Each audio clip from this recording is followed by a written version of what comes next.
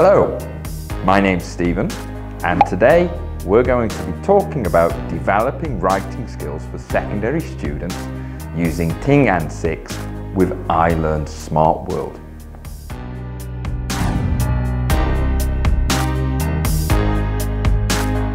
Now, we're going to be looking at 4 main areas. Number 1, why don't students like writing? Number 2, pre-writing. Number 3, we'll look at some engaging writing activities. And number 4, we will look at post-writing. So the first question I have is, why don't students like writing? There are a few reasons. Firstly, students don't like working alone. They prefer working in pairs and talking with their friends. And writing is a solitary activity. Secondly, they find writing boring. Thirdly, many students lack confidence in their writing. And the last one, they just don't know what to write. So, how can we solve these problems? How can we get students to like writing? Let's have a look. So, firstly, let's look at before writing. What we want is we want students to plan their writing before they start. We want them to brainstorm ideas and keywords. And one great way of doing this is to use mind maps. Here we have an email. And what we want to do is we want to write a similar email about a city in our country. So how can we do that? Firstly, what I do is I'll look at the email, the example email, and I'll find some of the key phrases and bits of information. And I will use these to make a mind map about my city. So you can see in my example that I am writing about London in England, which is where I used to live. So let me write down some ideas in my mind map. It's a very big city. It has a warm summer and a cold winter.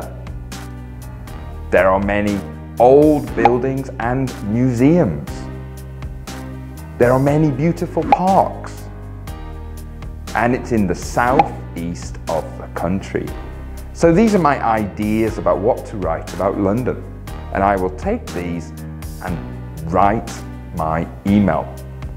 And you can see, here is my example email using my mind map.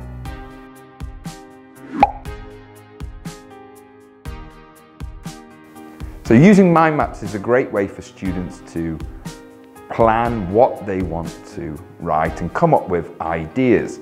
And you can do this in pairs or groups or for single students. So before writing, we also want to allow students to create drafts of their writing. So they can create a first draft or even a second draft if you have time. Give them the chance to perfect their writing. Now we're going to look at some engaging writing activities. We're going to look at Mad Libs, group dictation, team writing, and placemat writing. And these are all activities that you can use in your classroom. Firstly, we're going to look at Mad Libs. Now, Mad Libs, I've taken this text here from the book. I'm going to use this to create a Mad Lib. And how can we do that? So, firstly, we get students to write down these 5 different things. Their favorite movie or book, their friend's name, a job, a kind of animal or monster, and an adjective. Now you can change this in any way that you want. You could focus on word forms such as verbs, nouns, adjectives, adverbs, or you can have topics like this. And what we do, we get them to write that down, and then we put these words that they have written down into the text. You can see here with the numbers. So If I was doing Mad Libs in my class, it would say, Star Wars is a very famous novel. The author is John. The story is about a footballer who falls in love with a zombie. The novel was also made into a very boring movie. Many people around the world have read Star Wars. Now that sounds a bit crazy. When you do it in class, all your students will be excited and want to write their own Mad Lib and share it with the class. The sillier, the better. And this is a great way to get students to practice different word forms and also build their confidence in writing. Okay, the next activity is group dictation. Now this practices listening and writing. So in this example, I would read to my students this article called A Taste of Vietnam. And I would have the students work together, note down the key words and information they hear. You can read it a few times so that students have a chance to get all of the information they need. Now, they work in groups, they compare their notes, and they try to rewrite the article the best they can. So this turns a listening activity into a writing activity.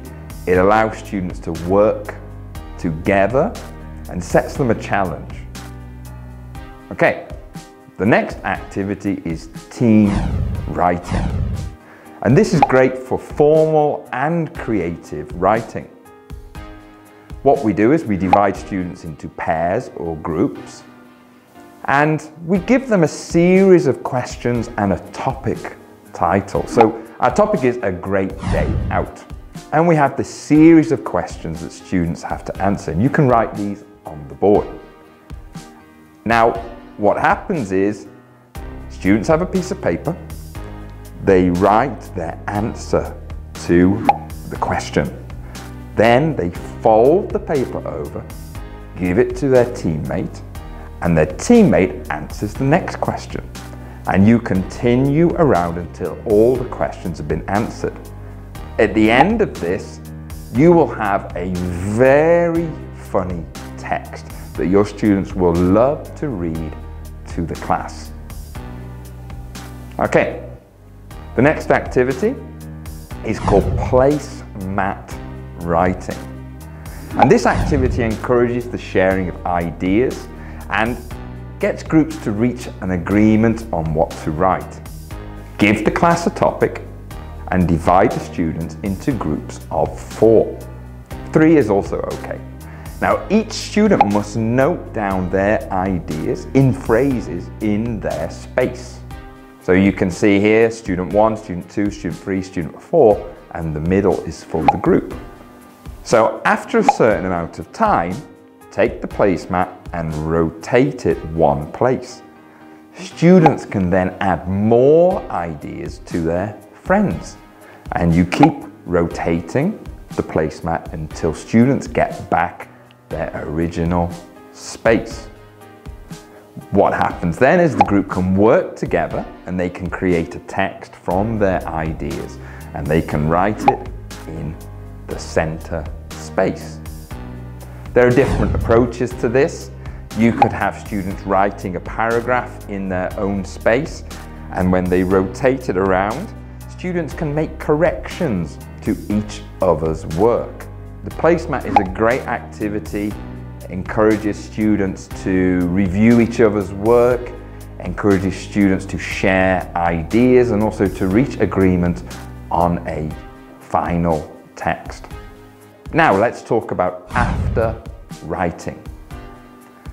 So when the students have finished writing, we want to correct their mistakes. But the best way to do that is to use correction codes. We want students to be able to see their own mistakes. And the best way is to use codes. Don't correct their mistake. If they've made a spelling mistake, don't write the correct spelling, just write SP. Make the student look at their writing and find the mistake. You can see we have spelling, we have verb form, we have punctuation, we have word order. Using these codes will get the students to focus on what they've written. If you feel the student won't be able to fix their mistake, then you can fix it for them. As students advance and their English language level develops, you can just highlight sentences that have mistakes. That will get the students to focus in on that sentence and find the mistake. One great technique that you can use is to allow students to feedback on each other's work. Peer review. This takes practice, and you can use this as a first look. So maybe before you as a teacher check their writing, you can have their partner, blah blah blah blah blah, a blue blue blue, a blee blee blee. Okay. One other technique that you can use is peer review.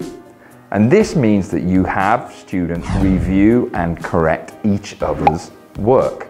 And this works really well, but it does take a lot of practice for your students to get good at this. I would tend to use this as a first look, and after the students have reviewed each other's work, you can do a final check for mistakes. So, to summarize, pre-writing activities, we need to use brainstorming, we need to use mind maps, and we need students to be able to draft their writing.